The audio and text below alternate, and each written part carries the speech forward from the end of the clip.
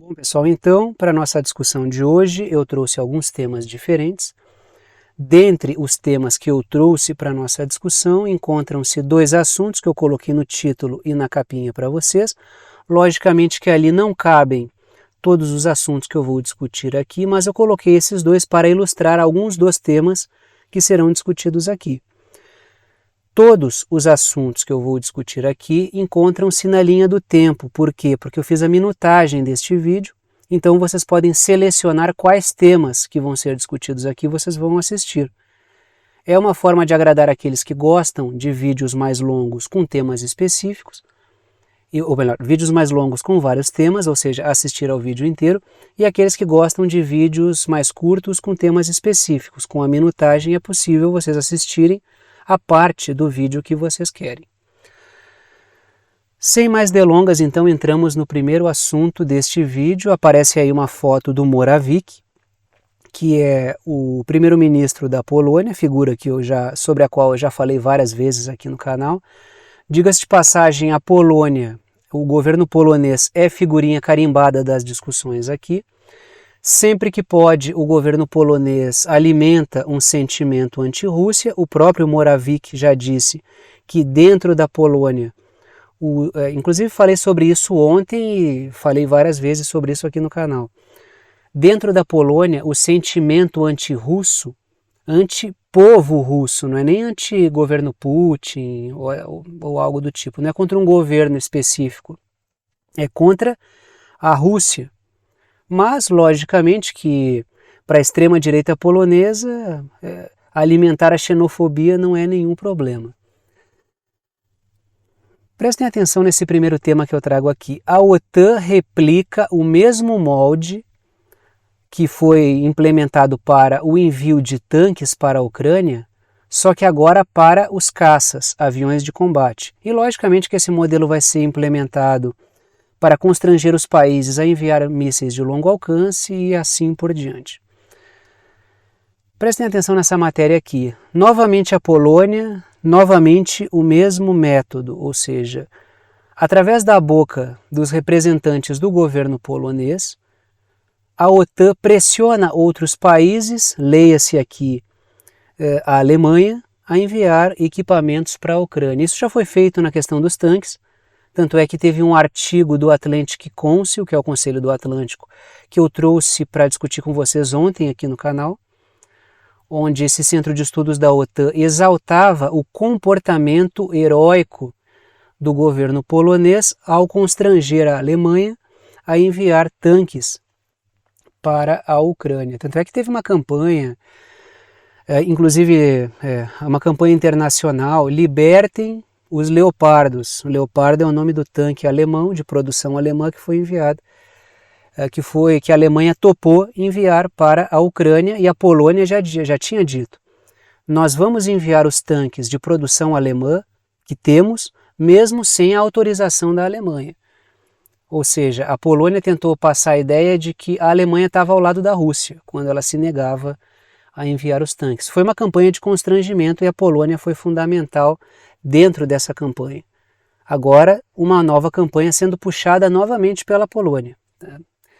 Sim, parece cansativo. Pô, a Polônia de novo. Quando não é o Reino Unido, é a Polônia. Acho que a questão dos tanques, inclusive quem puxou, além da Polônia, mas o primeiro a puxar essa campanha acho que foram os britânicos. Então é sempre assim, ou é o Reino Unido, ou é a Polônia. Ou é o Reino Unido, ou é a Polônia, ou é a Polônia, ou é o Reino Unido. Tá? Isso desde o início do conflito temos discutido aqui no canal.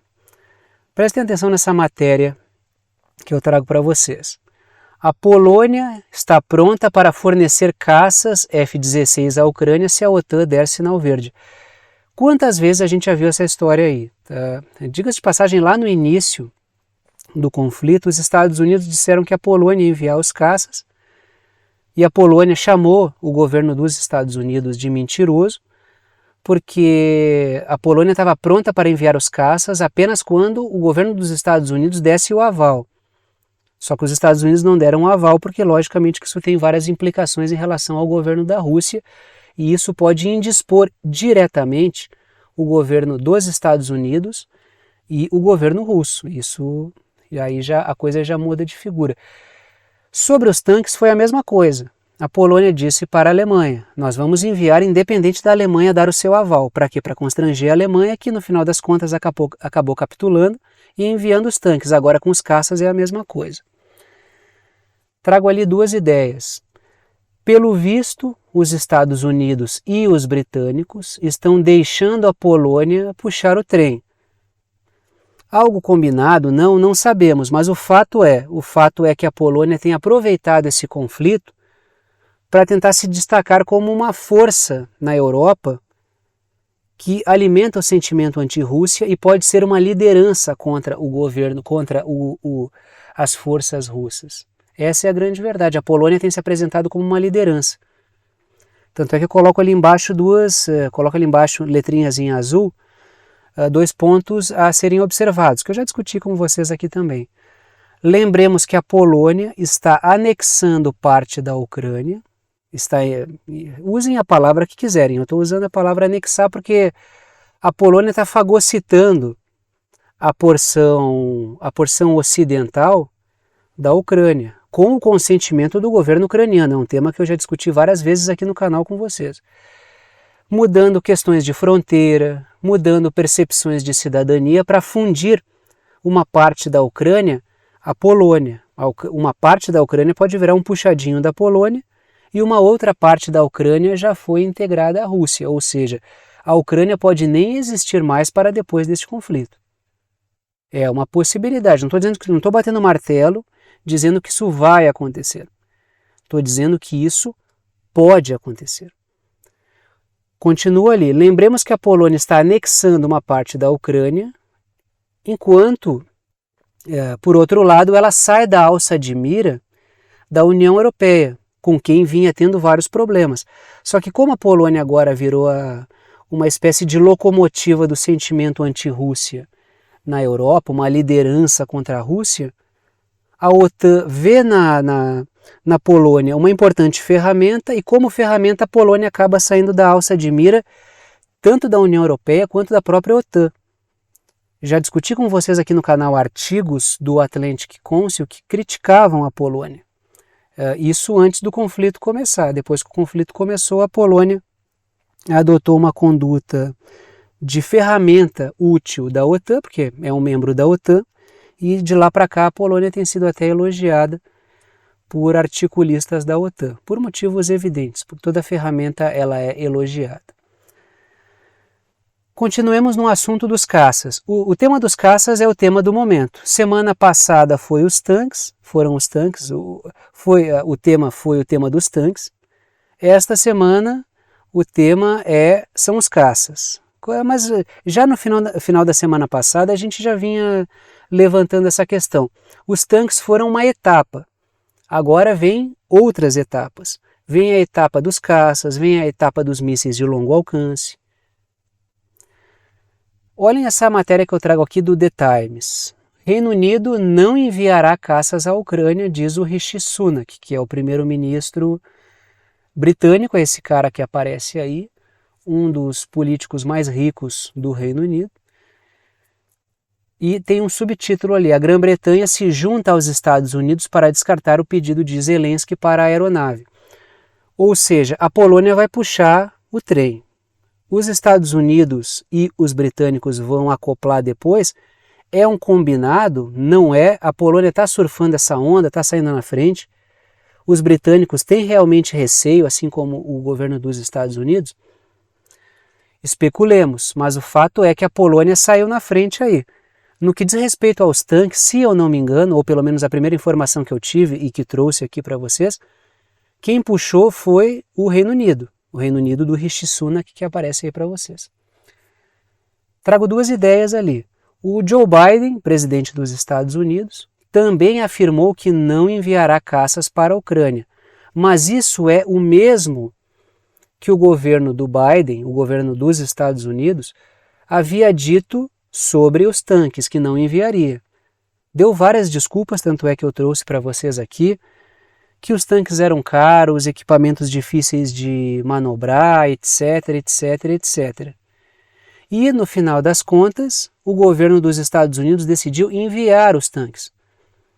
só que fez a coisa de uma maneira tão burocrática e demorada que os tanques dos outros membros da OTAN vão chegar muito antes e os tanques dos Estados Unidos vão chegar bem depois.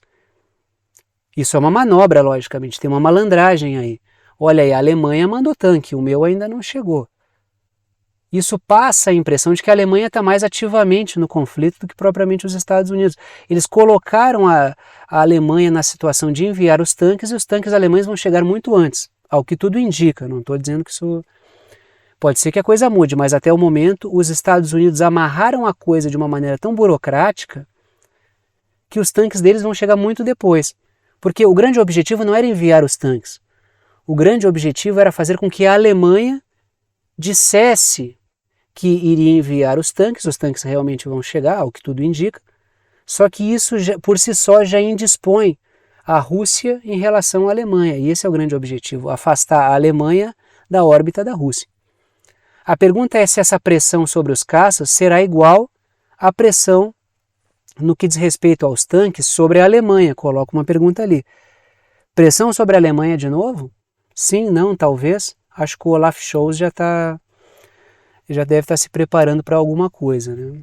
Claro, o governo alemão não tem muita autonomia geopolítica, não tem autonomia não tem força militar para ter autonomia geopolítica e é obrigado a ceder. Não estou aqui isentando o governo alemão de responsabilidades, mas é um governo que realmente não tem autonomia.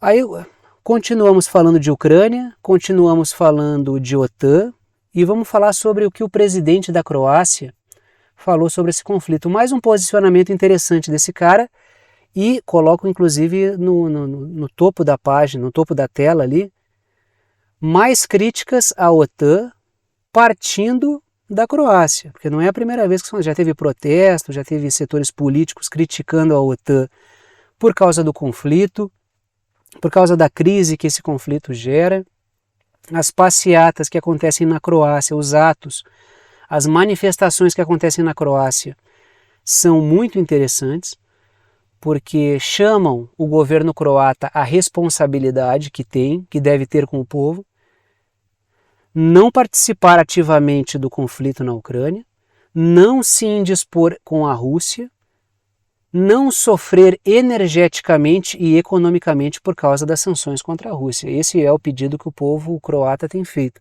E é uma manifestação sólida. Por quê? Porque tem um objetivo claro, bem determinado, e quando o povo vai às ruas em grande quantidade e pressiona o regime político nos pontos certos, a coisa funciona. O que não funciona são pautas genéricas, pautas impossíveis, saúde, educação, isso aí é muito genérico, né? O que significa uma placa na rua escrita saúde?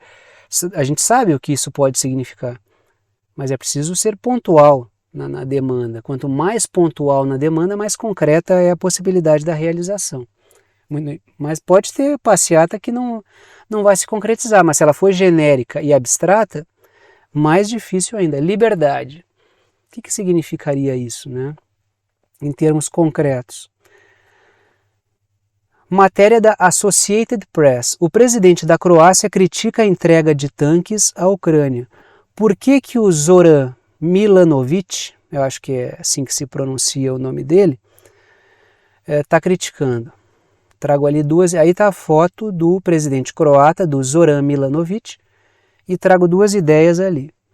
O Zoran Milanovic afirma que a OTAN está prolongando o conflito e a crise decorrente deste conflito ao enviar armas para a OTAN.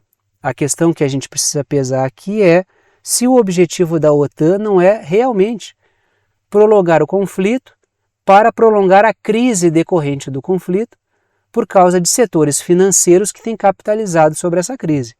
Esse é o ponto que precisa ser questionado aí. E é quase uma pergunta retórica.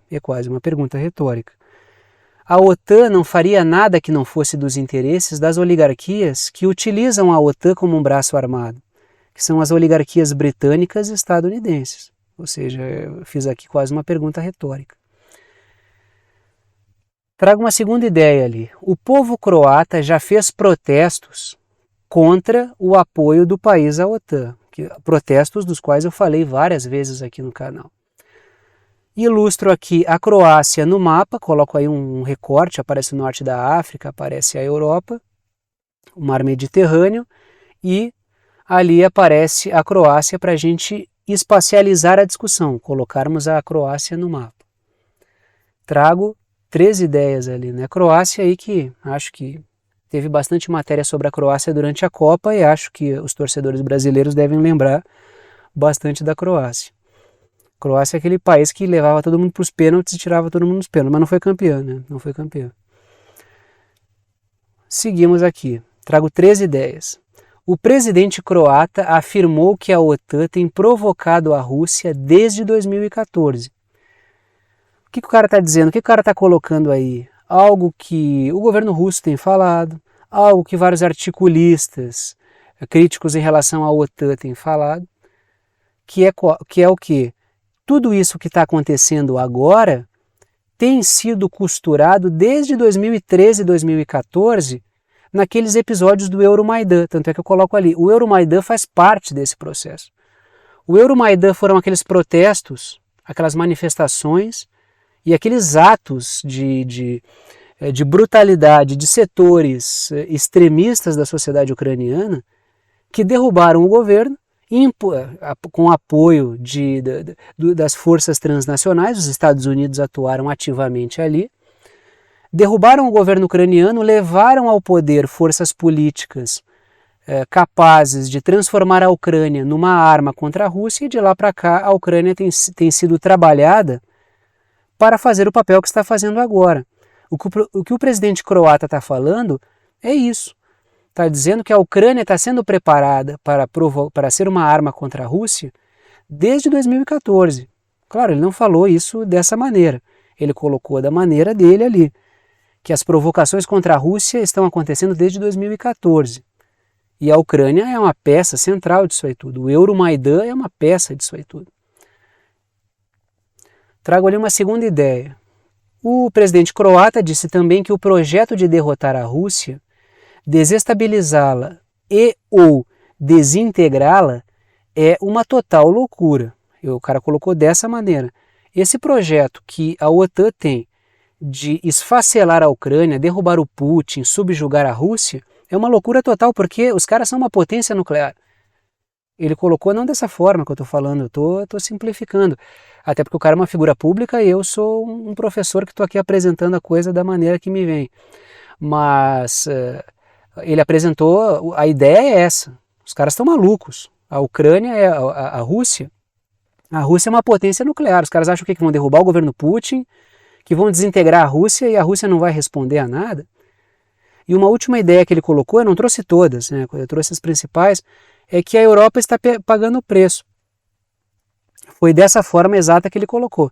A Europa está pagando o preço por essa aventura da OTAN. E isso aí é uma verdade incontestável, né? Isso aí é uma obviedade. Está pagando o preço e cada vez mais, e entrando cada vez mais no projeto, e cada vez mais pagando o preço, e piorando a sua própria situação, e tornando-se cada vez menos competitivo. Outra matéria que eu trago aqui, outra matéria não, né? Isso aqui é um relatório, mais um relatório da RAND Corporation, que é um centro de estudos do qual eu já falei aqui no canal. Em 2019, esse pessoal trouxe um relatório que eu vou trazer aqui para refrescar a memória de vocês, só que agora esse pessoal traz um outro relatório falando o seguinte: a necessidade dos Estados Unidos evitarem uma guerra longa na Ucrânia, porque isso não favorece os Estados Unidos. Isso não aparece, isso que eu vou falar agora não aparece no relatório, mas eu quero unir essa ideia aqui que eu tenho ao relatório. Pode não favorecer os Estados Unidos como nação, mas favorece as oligarquias que utilizam o Estado norte-americano, o Estado estadunidense, como uma ferramenta. Essa crise prolongada está sendo capitalizada por vários setores financeiros, que é o que eu coloco ali nas letrinhas em azul. A crise decorrente dessa guerra, a crise decorrente de uma guerra longa, é do interesse de setores financeiros. Isso é verdade. Esses caras têm conseguido faturar em cima dessa crise. Existe um trabalho para quebrar cadeias de suprimento, reconstruir as relações comerciais e geopolíticas, de forma a manter o controle e o monopólio, se não mais possível no mundo inteiro, pelo menos em algumas regiões. Tanto é que eu falo de uma bolha da OTAN, que tem a Coreia do Norte não, né? Que tem a Europa, Estados Unidos e Canadá. Por que eu botei a Coreia do Norte? Nada a ver. Estados Unidos e Canadá, Oceania e Japão e Coreia do Sul. Isso seria uma bolha, a bolha da OTAN que está sendo construída. Como o Sul Global vai se articular aí, ainda não sabemos. Mas o fato é que, na impossibilidade de controlar o mundo inteiro, da mesma maneira como vinha ocorrendo antes, o nível de hegemonia, reduzimos a área e mantemos um controle grande ali. Por que a Rand Corporation está colocando essa questão de que uma guerra longa não favorece geopoliticamente os Estados Unidos em termos estratégicos? Então, é o que eu coloco ali em cima naquela caixinha preta. A guerra em duas frentes, não é em duas frentes, em duas frentes é improvável. O que eu quero dizer? Aí a foto do Biden, acho que nem dispensa apresentações aí, né? Trago duas ideias, letrinhas em vermelho. Por que seria uma guerra em duas frentes? O relatório afirma que um conflito longo com a Rússia pode atrasar os projetos dos Estados Unidos contra a China. Já discuti com vocês aqui no canal algumas vezes a preocupação que setores militares e políticos nos Estados Unidos têm quando fala-se na possibilidade de um conflito aberto na Ucrânia e outro sendo iniciado em Taiwan. Isso é uma possibilidade muito perigosa. E vários setores políticos e setores militares temem esse tipo de situação. Já está sendo uma trabalheira para enfrentar a Rússia. Imaginem vocês o que seria enfrentar a Rússia na Ucrânia e enfrentar a China em Taiwan. Seria um problema gigantesco para a OTAN. Diga-se de passagem, boa parte dos setores políticos nos Estados Unidos, os setores que são a favor de algum conflito, gostariam de colocar fim ao conflito contra a Rússia e de iniciar um conflito contra a China. Os caras que são vorazes por conflito e gostariam de algum conflito e têm crítica com as duas frentes, prefeririam um conflito com a China do que a continuidade de um conflito com a Rússia, como está acontecendo. Claro, a gente sabe que é Ucrânia e Rússia, só que os Estados Unidos estão trabalhando nesse conflito. É uma guerra por procuração. Trago uma segunda ideia ali também. A crise de uma guerra longa... essa aqui eu já falei, que é aquela que os setores financeiros capitalizam. Desculpe. Está aí o logotipo da Rand Corporation. Pesquisem o relatório da Rand Corporation de 2019 e trago ali 3 ideias. A Rand Corporation, que é esse centro de estudos militar dos Estados Unidos, produziu um relatório em 2019 sobre como usar a Ucrânia para desestabilizar a Rússia.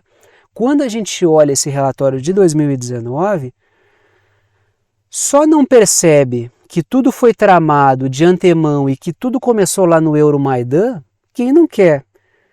Quem, depois de ler o relatório, observar o Euromaidan por esse prisma, observar tudo o que foi feito pela OTAN até a Rússia encher o saco total e disparar suas operações na Ucrânia, só continua chamando de tentativa do Putin dominar o mundo ou quem é idiota, ingênuo ou quem está mal intencionado, porque existe uma coletânea de materialidade, de fatos que demonstram, uma coletânea que demonstra que a OTAN trabalhou nessa ideia. Agora a mesma Rand Corporation diz o seguinte: prolongar esse conflito não é negócio, a coisa deveria ter sido mais rápida, que é o que eu trago ali no segundo ponto. O objetivo parecia ser promover um rompimento entre Europa e Rússia, mas sem esticar o conflito indefinidamente por causa de um risco nuclear, porque é provável que as variáveis de um conflito de longa duração não sejam muito controláveis ou previsíveis. Pode ser que muita coisa não tenha saído exatamente como esperado. Coloco ali embaixo 2 fatores interessantes, um fator interessante, né, que é o que é colocado no relatório, que é retomar os territórios da Rússia é algo secundário, não se deve perder muito tempo com isso, porque isso aí não é fundamental para o conflito, né, que isso é colocado pela Rand Corporation. Continua aqui, aparece aí o Zelensky com uma cara de bunda ali, né? Eu vou selecionando as fotos que eu acho que podem ilustrar mais ou menos a situação, né? Coloco ali 3 ideias, começo pela de cima. O relatório da Rand Corporation aponta que os Estados Unidos estão fazendo pouco para acelerar um cessar-fogo, e realmente estão. Eles estão mais estimulando a continuidade do conflito do que fazendo qualquer esforço mínimo para que o conflito chegue a um fim, ou pelo menos uma pausa. Diga-se de passagem, os britânicos, inclusive, impediram um cessar-fogo 1 ou 2 meses depois que o conflito começou. O Boris Johnson foi lá e deu uma ordem expressa ao Zelensky que ele parasse de negociar. Segunda ideia que eu trago ali é a seguinte: o relatório sugere que os Estados Unidos condicionem o seu apoio à Ucrânia a promessas ucranianas de busca de um cessar-fogo. Se isso aí é dica, só teatro, falsa preocupação, etc, eu não sei dizer. Mas que pode revelar uma preocupação de setores militares com o risco de um conflito de longa duração e a impossibilidade de prever as variáveis, é bem verdade. Fatores aleatórios que muito provavelmente mudaram a percepção da Rand Corporation sobre o que está acontecendo.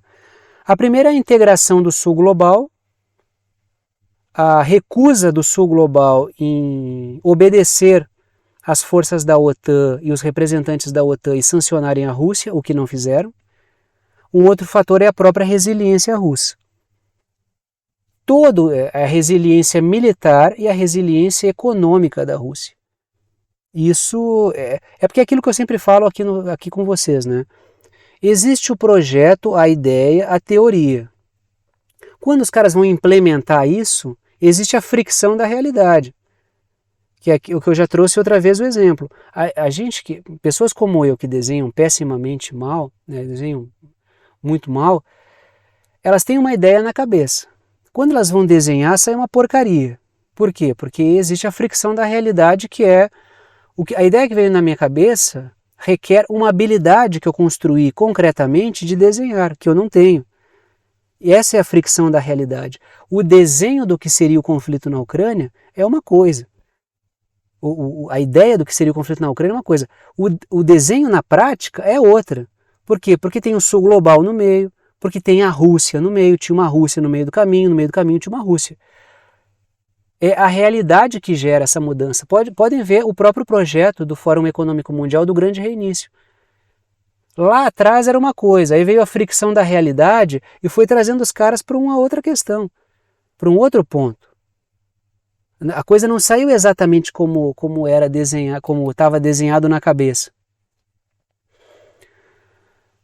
Agora vamos falar um pouquinho sobre a ida de alguns representantes do governo dos Estados Unidos para Israel e sobre esse contexto inflamável que está tomando conta do Oriente Médio. Eu trouxe algumas notícias para a gente falar sobre isso. É um contexto bastante complicado. E piorando, tá? Não gosto de ser o portador das más novas, mas é o que temos não só para o dia, como para a vida atualmente. Se eu disser que a pauta do dia não é boa no sentido de caos, mas o caos tem a sua perspectiva de bagunçar a nossa vida, de crise, de problemas, mas também guarda em si a oportunidade de mudança, né? A possibilidade de mudança. Toda crise também é uma oportunidade de transformação. Alguns de vocês comentaram isso em alguns vídeos recentes que eu tenho feito, né? Tema que eu discuto agora com vocês é: os Yankees querem o avanço da OTAN no Oriente Médio, mas alguns fatores ali estão gerando ruído, alguns problemas. Matéria da Associated Press. O Antony Blinken, que é o secretário de Estado dos Estados Unidos, está aí a foto dele, pede calma entre israelenses e palestinos enquanto a violência aumenta. Esse pedido de calma não tem nada de humanitário, ele não está minimamente preocupado com os palestinos. A questão é que o aumento da violência contra os palestinos indispõe do Estado de Israel contra os palestinos, indispõe o Estado de Israel com os seus vizinhos e a possibilidade de uma articulação entre Israel e os países vizinhos islâmicos para a formação de uma coalizão contra o Irã. Não tem nada, absolutamente nada de humanitário nessa posição dos Estados Unidos. Quando vocês verem o governo Biden defendendo os palestinos, ele está tentando gerar ali ele está tentando amainar a crise para que o projeto de OTAN no Oriente Médio possa avançar sendo encabeçado por Israel, que é aquela coisa dos acordos de Abraão que eu discuto com vocês aqui. Trago duas ideias ali. O secretário de Estado não queria falar sobre os palestinos, mas sobre o Irã. Porém, e eu continuo ali, o tema dos palestinos atrapalha o projeto Yankee no Oriente Médio contra o Irã. Porque para formar uma coalizão contra o Irã com países islâmicos, é preciso que o Estado de Israel pare de massacrar os palestinos, que são muçulmanos. Caso contrário, ele pode gerar uma indisposição do mundo islâmico contra Israel. Só que o governo do Netanyahu ele está recheado de sionista de extrema-direita, que tem um sentimento antipalestino à flor da pele. O projeto doméstico, o projeto desse pessoal da extrema-direita para o Estado de Israel, internamente, colide com os interesses internacionais de Israel e as suas coalizões com os Estados Unidos. Essa é a grande questão. É uma contradição mesmo, tá? Pedir para esse pessoal da extrema-direita sionista não ir para cima dos palestinos é tirar um pouco da razão de ser da vida desses idiotas, imbecis, truculentos, entendeu? Vai tirar do Ben-Gvir a sua pauta anti-palestina, tu tira quase toda a carreira política do cara. Como é que vai tirar dele? Isso não acontece só em Israel, acontece em vários países do mundo. Tem figuras políticas que constroem a sua carreira política em cima de porcaria, em cima de comportamento asqueroso e desumano. Como é que o cara vai mudar aquilo ali? Se ele mudar aquilo, ele não é mais a figura política que ele seria. A trajetória do cara está ligada àquilo ali. E o governo do Netanyahu, para ele conseguir governar, está recheado desses caras. É o Smotrich também que está no meio disso aí tudo. Apareceu uma foto do Jake Sullivan, e por que eu botei uma foto do conselheiro de segurança dos Estados Unidos, que é o Jake Sullivan? Coloco 3 ideias aí. O conselheiro de segurança, Jake Sullivan, e o William Burns, ou Bill Burns, que é o chefe da CIA, visitaram Israel recentemente também. Temos então várias comitivas indo a Israel para conversar sobre questões variadas. Na agenda do Antony Blinken, as pautas principais, eu não sou amigo do Antony Blinken nem tenho acesso à agenda dele, mas as agendas principais não é preciso ir muito longe para saber quais são. As pautas principais são os acordos de Abraão, que são parte da etapa da consolidação de uma OTAN no Oriente Médio, e a pressão para que Israel apoie a Ucrânia com armas, o que Israel não quer fazer. Por quê? Coloquei ele no final. Israel evita se indispor com a Rússia. Por motivos internos, por causa da comunidade de judeus russos que vivem no Estado de Israel, e por causa das relações que o Estado de Israel tem com a Rússia, que mantém um certo equilíbrio na região do Oriente Médio. Por causa de questão de correlação de força. Israel não quer mexer nisso e o Netanyahu dificilmente vai mexer nisso. O que o Jake Sullivan, o Bill Burns e o Antony Blinken estão fazendo lá? Tentando persuadir Israel a mudar a sua conduta em relação à Rússia. O que dificilmente Israel vai fazer. Por todos esses motivos que eu falei hoje e vários outros que eu discuti aqui no canal com vocês já. Continuamos falando de Israel, matéria do Wall Street Journal. Acho que quase todo mundo já deve saber dessa questão aqui, não tinha falado sobre isso, mas vou falar algumas palavras sobre isso aqui. Ataque de drone israelense atingiu instalação de armas iranianas. Não tem nenhum mistério aí, os caras já entregaram quem foi. Disse que a operação da manhã de domingo pela agência de inteligência Mossad atingiu os seus objetivos. Trago 2 ideias ali. Não é apenas em meio à questão dos palestinos que o Blinken visita Israel. Tem essa questão do ataque dos drones israelenses a instalações iranianas. Isso vai gerar um rebuliço gera uma bagunça, que inclusive a Ucrânia está capitalizando em cima, já vou discutir isso aqui com vocês também. Trago ali uma segunda ideia. Os ataques contra instalações militares do Irã também estão incendiando o contexto regional. Ou seja, essa visita do Anthony Blinken, do Bill Burns, do Jake Sullivan, e na semana passada os exercícios militares entre Estados Unidos e Israel, e a fala do representante da ONU lá da questão nuclear sobre o Irã estar construindo armamento nuclear, tudo acontecendo ao mesmo tempo. Ataque com drone e aí a situação piorando cada vez mais e a tensão crescendo entre Israel e o Irã, entre Estados Unidos e o Irã. Mas nesse caso, Israel e Irã. Continuo falando desse ataque dos drones aí a instalações militares, mas vamos colocar a Ucrânia no meio desse processo. Tanto é que eu coloco ali, ó, a Ucrânia quer puxar Israel para o conflito. E não é de hoje, tá? Não é de hoje. O Zelensky já fez falas para o parlamento de Israel exigindo que a Ucrânia, que Israel envie armamento para a Ucrânia, o que Israel está evitando para não se indispor com a Rússia e continua evitando enviar. Só que dentro do possível, o que a Ucrânia faz? Ela coloca o Irã nessa questão por causa da suspeita dos drones iranianos sendo utilizados pela Rússia para dizer, ó, o Irã está atuando aqui, Israel está ficando de fora, vai deixar o Irã crescer na região, porque o Irã e Israel são adversários. Então a Ucrânia está costurando essa questão do Irã para puxar Israel para dentro do entreveiro. A questão é se Israel vai entrar no meio disso aí tudo. Porque isso pioraria a posição de Israel em relação à Rússia. Matéria da Al Jazeera. O Irã convoca um enviado da Ucrânia por comentários sobre um ataque de drone. Esse ataque aí que foi promovido por um drone israelense contra instalações militares iranianas. Aí no mapinha o Irã, né, só para a gente espacializar aí. A medida ocorre depois que o conselheiro do Zelensky, pareceu vincular diretamente a Ucrânia a um ataque a uma instalação militar no centro do Irã.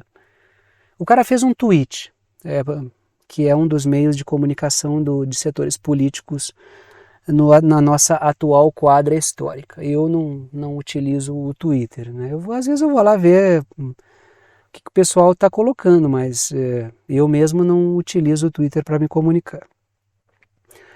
Mas é uma ferramenta de comunicação que vai entrar para os livros de história. Por quê? Porque tem muita coisa que está registrada ali. Aí eu coloco duas ideias aqui. Primeira coisa, o governo ucraniano havia sugerido esse ataque à OTAN. Por quê? Porque acusa, e isso eu coloco na segunda ideia ali, o motivo é a suspeita do uso de drones iranianos pela Rússia no conflito, o que ainda não foi comprovado. Meses atrás, a Ucrânia e os Estados Unidos acusaram o Irã de enviar drones para a Rússia. Aí, dias depois de começarem a acusar, disseram, mas o governo dos Estados Unidos disse, o Pentágono disse, não temos condições materiais de comprovar. Ou seja, isso pode ter sido uma especulação. Agora voltaram a acusar. É possível que a Rússia utilize a tecnologia dos drones iranianos, mas os drones sejam produzidos na Rússia. Estou aqui levantando questões, tá? O fato é que a Rússia está promovendo uma tempestade desses drones baratos que estão promovendo um enorme estrago para a OTAN. A OTAN utiliza armamento caro, na casa do bilhão e do milhão, e a Rússia utiliza drones baratos na casa dos milhares de dólares. Essa é a diferença. Isso está promovendo uma dor de cabeça gigantesca. Por isso o ataque ao Irã, né? Outro ponto que pode explicar o ataque, e acho que alguns de vocês vão dizer, tá, agora me parece que isso é bastante plausível. Tentar mexer no dólar como arma geopolítica normalmente leva para o caixão, para a queda de governo, governantes e lideranças que tentam mexer nessa questão, criticar a hegemonia do dólar. E isso é quase não. Para os Estados Unidos isso é um crime. Aí olhem essa matéria aqui. Algo que explica em parte, se não em todo, o ataque contra o Irã. Essa matéria aí é do domingo, tá? Rússia e Irã estão combinando seus sistemas bancários para contornar o banimento do SWIFT. Ou seja, o sistema SWIFT é aquele sistema de transação em dólar, Rússia sancionada, Irã sancionado, os dois se encontraram, fecharam uma plataforma para negociar por fora do dólar. Isso é, cara, governos que tentam fazer isso normalmente não duram. A grande diferença é que tu está falando do Irã atual e da Rússia atual. Governos que não são assim para derrubar. Ou seja, é uma perda de controle, mas isso não significa que vão passar batido. O ataque com drone pode estar alicerçado aqui, dentre outras coisas. Claro, isso foi quando a matéria foi ao ar. As inteligências e a espionagem, sobretudo de Israel e dos Estados Unidos, já sabem dessa questão há muito tempo, até porque isso aqui já foi noticiado antes, que começariam a desenvolver uma plataforma.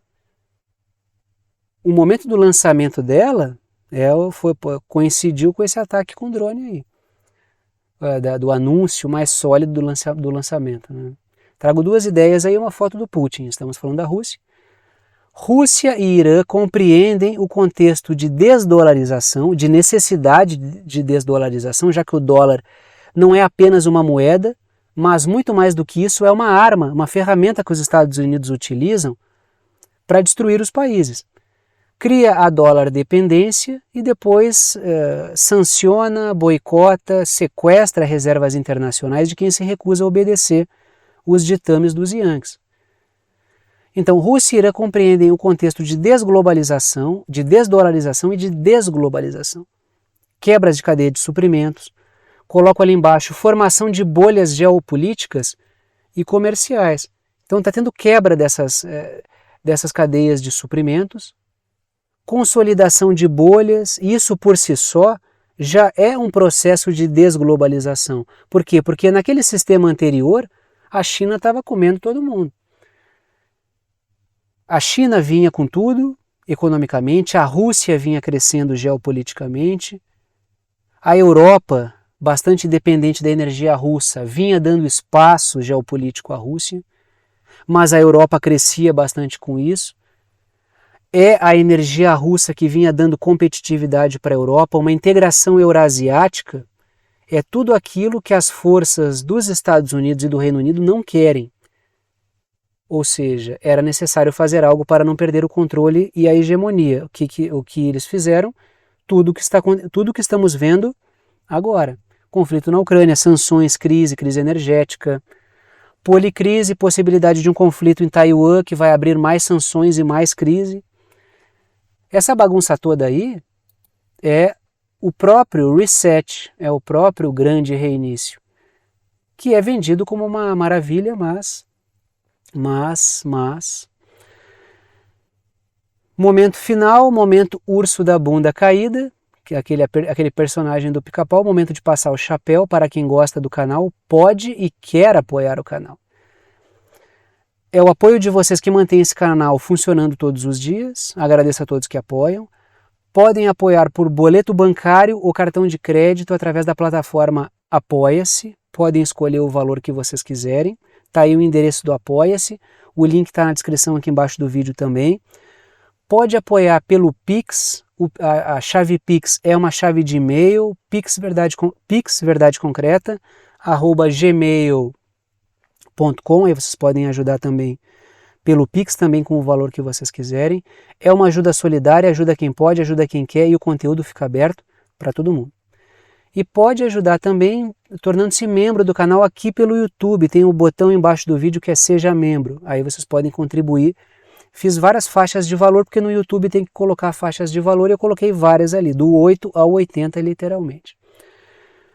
Dito isso, paro por aqui e vou indo lá. Tchau para vocês e agradeço novamente a todos que apoiam esse canal. Sem vocês esse canal aqui não existiria. Tchau para todo mundo.